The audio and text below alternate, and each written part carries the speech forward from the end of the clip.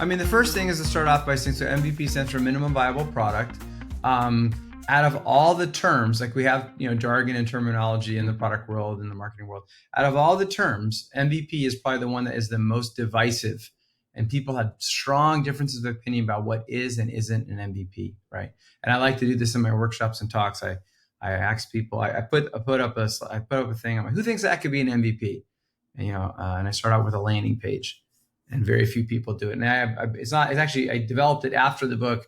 I have this spectrum of increasing kind of fidelity or complexity. And I start with a landing page, and, small percentage of people raise their hands. And I'm like, well, what about a mock-up, static mock-up? And a few more people put up their hands. And I'm like, what about a interactive prototype that you can click around, but it's not working code? And a few more people put their hands up. Then I'm like, what about some alpha product that is just not for public use yet? And they're like, yeah, then more people put it up.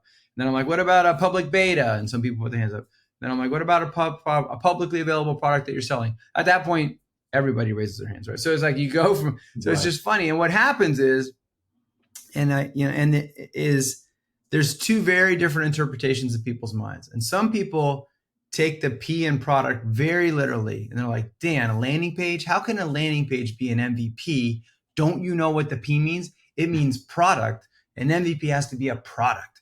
And that's kind of the hardcore interpretation of MVP.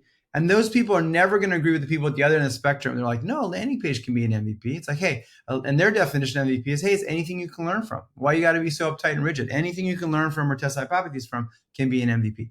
And there's two fundamentally different views that they're never going to agree, right? Trying to jam those two views into the same term is not going to work, which is why I propose going up one level and introducing the term MVP tests or MVP experiments.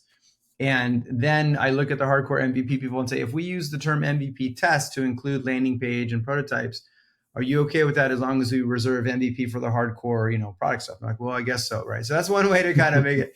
The other thing is really important, and I have another slide, which is everybody understands that like the first version of a new product that we're going to launch, we have to have an MVP discussion about what's in scope, what's out of scope, things like that.